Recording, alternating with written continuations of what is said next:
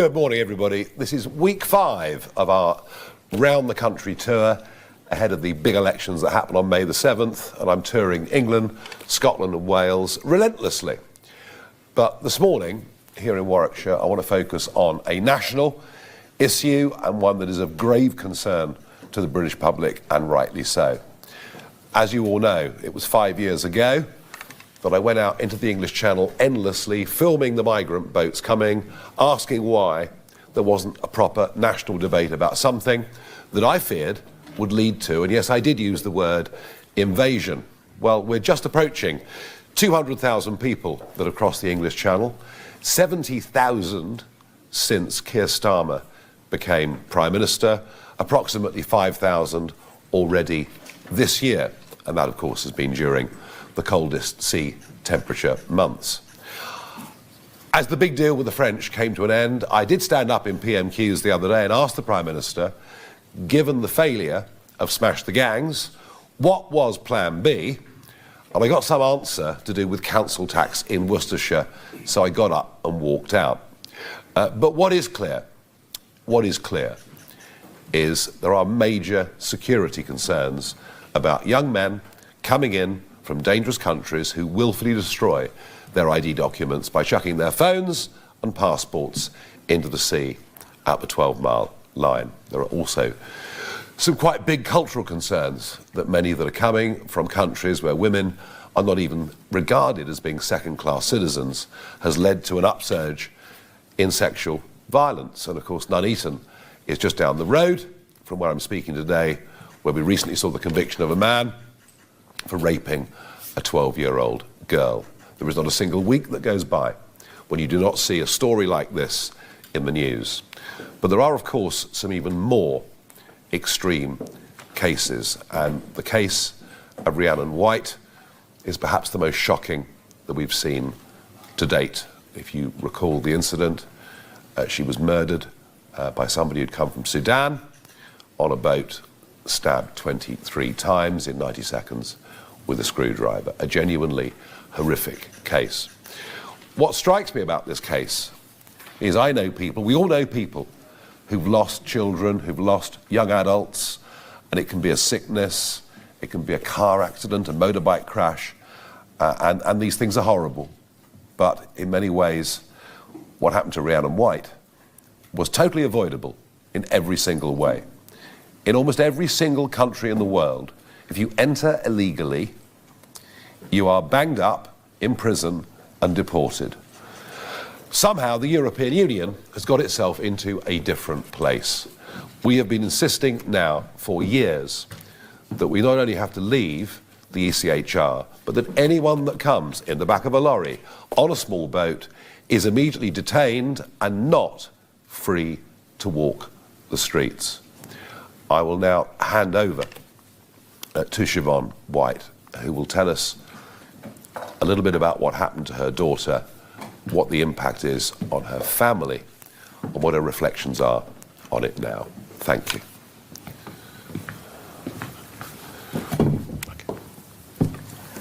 Yeah, Rhiannon was stabbed October 24 by a migrant who had been in this country 11 weeks. He had fled North Sudan for his own safety, apparently. Rhiannon didn't know him. She just worked in a hotel where she looked after them, basically. He took Rhiannon's life in 90 seconds. Stabbed her through the main brainstem, basically, was the main place that he killed her. He has never shown any remorse. He called forensics liars. He just didn't care. He wouldn't tell us why. He just denied everything. So we've had to live with that why. Her little boy's been left without a mum. My children have been left without their sister, and I've lost my daughter. For these scumbags that are allowed into this country illegally, so yeah, something needs to be done. They need to stop allowing them in, because if it's not Rhiannon, who next? And sadly, there's children, you know, young girls getting raped. When's the next murder? And a family having to go through what we're going through. Yeah. It's all too real. Thank you for doing that. Very brave. Okay. And very difficult. I fully understand.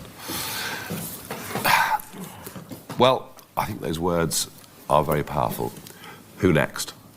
And there is nothing being done to change any of this. There is no plan with the French, and it doesn't really matter how much money we send them because we've already given them £800 million to stop this since 2014. And I think cases like this genuinely outrage the British public, as they should. This murder, this death was wholly unnecessary in every way. We're going to open up now for questions on this subject and on any other, starting with Catherine Forster from GB News. Thank you. The first duty of government is to keep its citizens safe. How do you feel the Prime Minister is faring, both in terms of people crossing the Channel and also our defence more broadly? And also, if I may, Nigel Farage, you want to be Prime Minister. If you were Prime Minister now, would you give America permission to use British air bases for attacks on civilian infrastructure in Iran that the US President is threatening? Thank you. There's a lot there you've just asked. I mean, frankly, the people that are ultimately guilty for Rhiannon's murder are the British government. It's the British government who, despite massive public demand for something to be done, have seen absolutely nothing done. A previous government that promised they'd stop the boats, this government that said they would smash the gangs. I very fairly asked what is Plan B. There clearly isn't one of any kind at all. And so I personally blame the government. I think you feel the same way, don't you? Starmer and the government, yeah. Yeah, well, you couldn't get a clearer answer than that. Defence more generally, what defence? Took us 3 weeks and 1 day to send a single naval vessel to defend British sovereign territory in Cyprus. We also have 242 former members of British Special Forces now facing prosecution for what they did on officers' orders in dangerous situations, going back in some cases over 50 years. Massive recruitment problems right throughout the armed forces, and a Prime Minister who himself has been directly engaged in the prosecution of former British servicemen and servicewomen. I would say our defence is in tatters. What has happened in the last few weeks should serve as a massive wake-up call. And I think the situation is absolutely dire. As far as America is concerned, well, we've refused permission to use the bases. Despite that, an RAF base was attacked anyway. Then the Prime Minister U-turned and said the Americans could use the bases, but for defensive purposes, whatever that in a situation of war may mean. I have a major, major worry that the relationship with America is looking very broken. And it doesn't matter whether it's a Biden in the White House, whether it's a Trump in the White House. You know, we've got to face a fact, linking back to your previous question, that without America, we are virtually defenceless. So if I was the British Prime Minister, I'd say to Trump, what is the aim? What is the objective? What is the end game? What is the way out? And provided I receive satisfactory answers to those questions, I would say the continued use of our bases was the right thing to do. I think for us to finish up, breaking the alliance with America would put this country in very grave peril. And I certainly do not believe that a European Defence Force or a European army would be an answer in any way at all. Moving on, Lewis Warner, ITV News Central. Hello, thank you. The Tories say you've been cold calling people in Birmingham, basically begging them to stand in the local elections. Is that true? Have you been cold calling people? Are you struggling to get enough candidates? Or can you promise that you will have a full slate of candidates across the West Midlands? I can promise you right now there'll be a full slate of candidates across the West Midlands. End of. What I can also tell you is that the other party, I mean, the Labour Party have actually been advertising online for candidates in the northeast of England. Have you been cold calling people though? Asking No, cold calling would be very, very fruitless, wouldn't it? Have we called paid up members of the party to see if they want to get engaged? Yes, but of course every party does that. I think you'll find, Lewis, across the country, I mean, I've given you a West Midlands answer. I think you'll find across the whole of the country, with over 5,000 candidates, if you include Scotland and Wales as well, that all parties are running very, very fast. The deadline's 11 a.m. on the 9th, so in 2 days' time. So everyone's got to struggle on. But from the West Midlands perspective, I can assure you there's a full list. And let me add, for your region, these elections would not even be taking place if it wasn't for the fact that we'd applied and been granted a judicial review in the High Court and the government caved in. There are 4.6 million people, including many in the West Midlands, who only have a vote because we pushed legally for it to happen. And the Labour Party and the Tories in bits of England they control were perfectly happy for the vote not to happen, in some cases, for a second year in a row. Hard to believe, but the truth. And if you're paying council tax, you jolly well deserve to have a say on who is running your local government. Thank you very much indeed. Jack Hardy, Daily Mail. Good afternoon. Can I just seek some clarity about what Reform's position is exactly on what would happen with existing migrants, asylum seekers that are currently in temporary accommodation, are currently in hotels? I mean, what's your vision for what would happen to these tens of thousands of people that are currently being housed at the taxpayers' expense? And if I may as well, Mrs. White, I know that you've been very critical of Keir Starmer. I mean, have you been given confidence about what you've heard from Nigel Farage and Reform UK about their vision for how they tackle the problems that you... Yeah, but again, it's not about politics for me. It's about getting my daughter's story out there.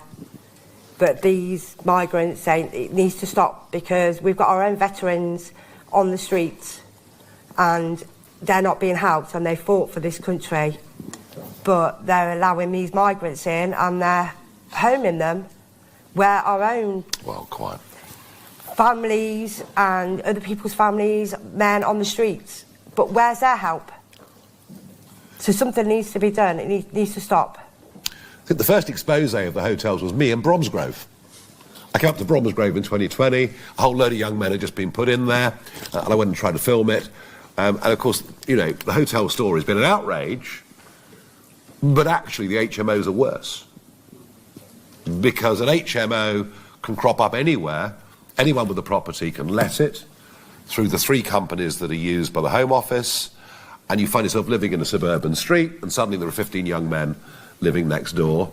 And then what happens is 97% stay, ultimately get waved through the refugee system, even though they get refused in Germany and other countries like that from certain locations. They then go to the top of the social housing list. And I think this really is what Siobhan's referring to. Well, it is, Just because, about. I mean, the scumbag that killed Rhiannon, he was denied asylum in Germany and Italy. Yeah. And we don't know why, but he managed to get into France and come here. Yeah. Why? Yeah. So what should happen to the tens of thousands living in HMOs and hotels? They have entered this country illegally. They absolutely cannot, under any circumstances, ever be given the right of settled status through whatever means that is, and not allowed to stay. It's very, very simple. And if you don't do that, then you just open the door to goodness knows how many others coming. And, you know, we talked this morning about the risk to women and girls, but what we haven't talked about is national security. How many of these young men... I mean, imagine, even if 1% of the young men that come have sympathies with ISIS, are we not potentially storing up terrorism problems for the future? And I genuinely believe that to be the case.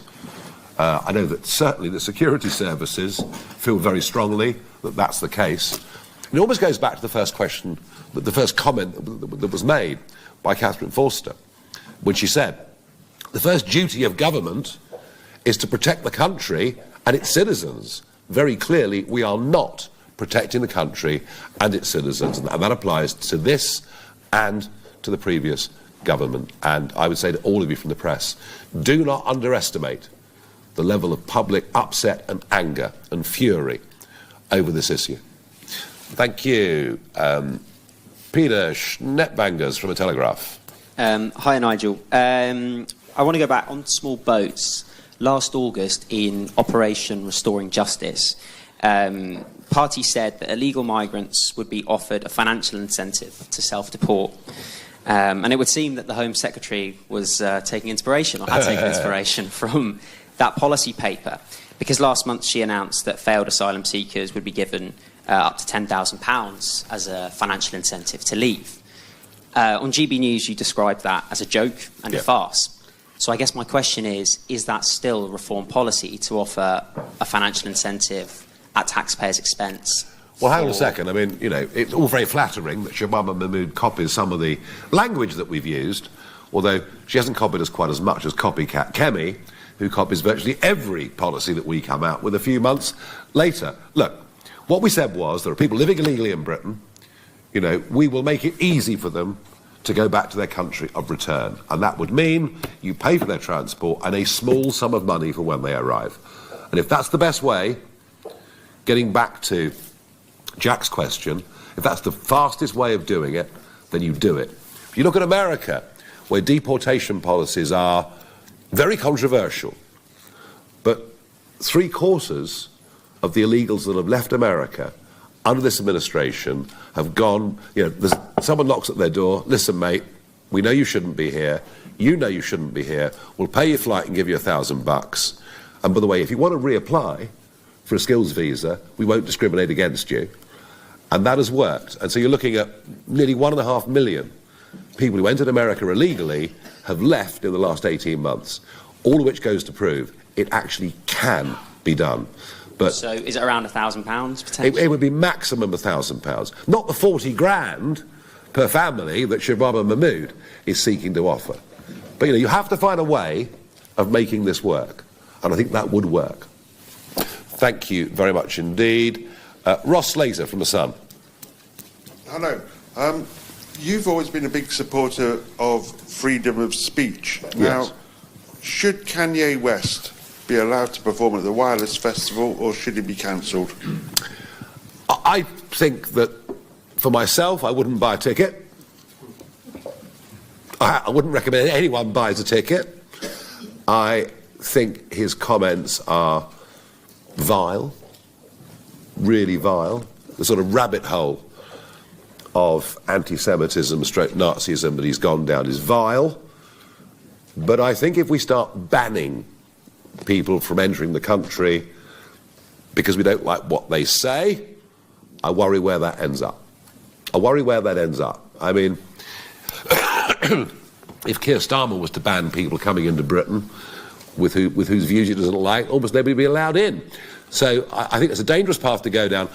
I suspect, Ross, the answer to this is the free market will sort this out, in that sponsors are withdrawing already, the festival itself is threatened, and I suspect very few people will buy tickets. I suspect the free market choice will sort this out. But I'm not going to go down the route of banning people, even if I think what they say is thoroughly objectionable. Unless, of course, the line's crossed and you see it as direct incitement to violence. That is where we would draw the line on any free speech debate. I know he said some dreadful things. If people thought he was genuinely going to come into Britain and urge attacks on the Jewish community, then there would be full grounds for stopping him. If it's just saying things we find objectionable, then I think bans are a slippery slope. Thank you. Daisy Eastlake from The Times. Hello. Just on this morning's announcement about visas, would you backdate the block on all visas for people from countries demanding reparations, as announced this morning, thus taking back those that have already been granted? And have you done any estimates or modelling on how much this policy would cost that you can share with us, how it would impact affected sectors, particularly like the care sector, where many workers are on visas? Thank you. We've done some costings on this. We've given 6.6 billion quid to countries that say we're the most awful people that have ever lived on the face of the planet. We owe them reparations. 6.6 billion quid we've given them over the course of the last couple of decades.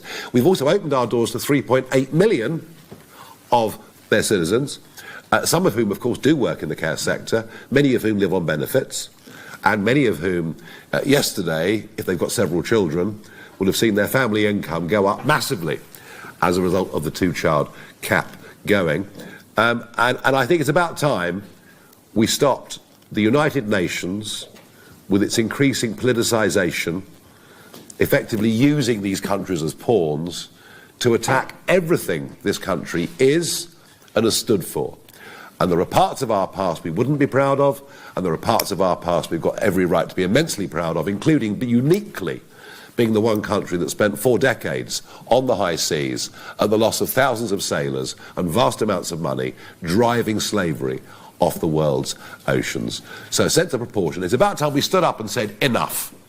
And I think this moment, I'm not going to back-check current visas, but we're saying it happens as soon as there is a reform government. Actually, I think you'll find the other countries would fall into line very, very quickly.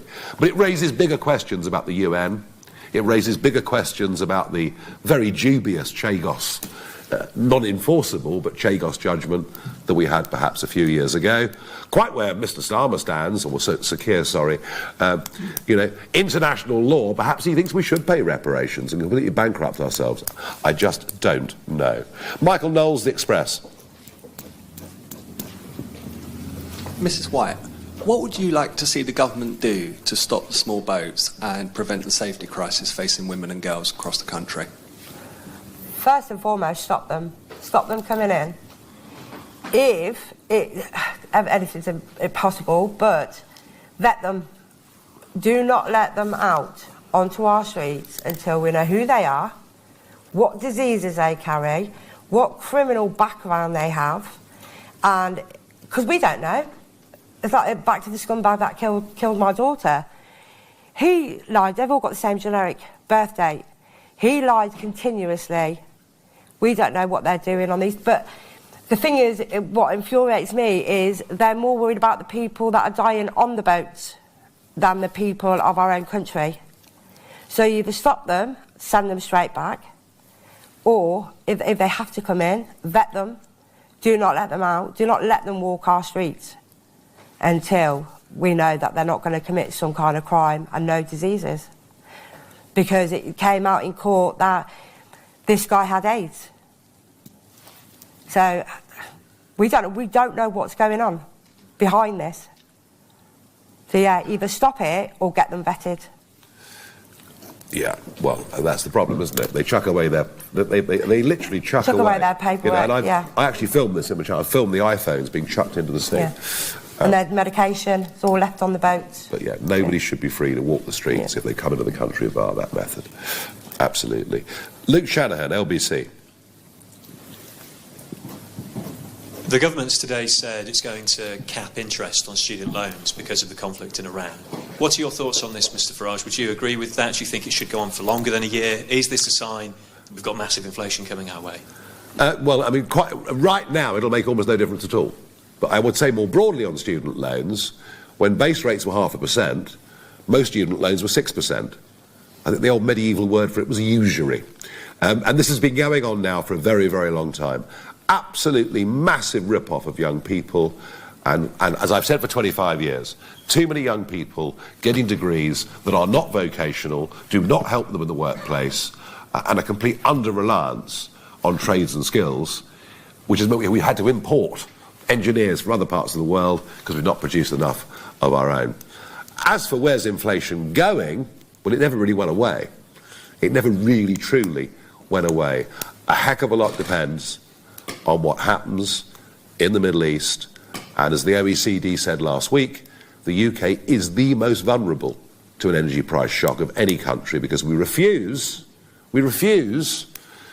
to produce the oil and gas in our country, both offshore and onshore, that we should be producing.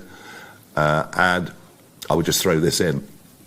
Articles in the weekend newspapers from the Conservatives sort of effectively saying drill, baby, drill. It was they that put the super tax on investment in the North Sea that killed up to $50 billion worth of investment in this sector. And we've been alone in this. We in Reform have been literally alone arguing about the lunacy of this for a decade and more. So we're in a very, very vulnerable spot. 6% fine, right now, no savings at all. But if students were charged fair interest rates, it probably wouldn't make much difference. They've been ripped off for way, way too long. Thank you. And finally, Claire Harrison from Coventry Live. Good afternoon. Earlier you mentioned from the local newspaper the Nuneaton rape case. Yes. The offender's sentence of 15 years is being looked at under the unduly lenient scheme. What would you say about that? I and have also, to control my language, I think, at this point. I'm sure you feel the same way. Also, can I also ask what changes you would make in regards to deportation to Afghanistan? Oh, very interesting. I've already got 2 countries agreeing that if we win the next election, they will cooperate with me. The Taliban, by the way, they're not my mates, but the Taliban have said they would accept people back from us to Afghanistan. They've said that already. And secondly, Jordan Bardella, who is the odds-on favourite to be the next French president, I put him on notice that if they don't stop the boats leaving French beaches, we will tow them back to French beaches. And he said, OK, we'll put up with it. All right? So I've made more progress on negotiations with other countries than this mob or the last mob in Downing Street. As for the sentence and the appeal, I mean, words absolutely fail me. This individual should be gotten rid of out of this country forever. And whatever happens to him back in Sudan is their issue. I don't even want him in British prisons. He should never have come into the country, he should never have been free to walk the streets, and he shouldn't still be here now. And the fact that our criminal justice system is so soft, in the Nuneaton case, so soft that, he may well win the right to a lighter sentence. I think the whole thing is monstrous. And I promise you, this is an issue that Westminster, and by that I mean the traditional political parties and large sections of the press, underestimate just how great the anger is out in this country. And in the case of Siobhan, the grief of those who've suffered at the hands of it. And it's got to stop. Enough is enough. Thank you very much indeed, everybody. Thank you. Well done.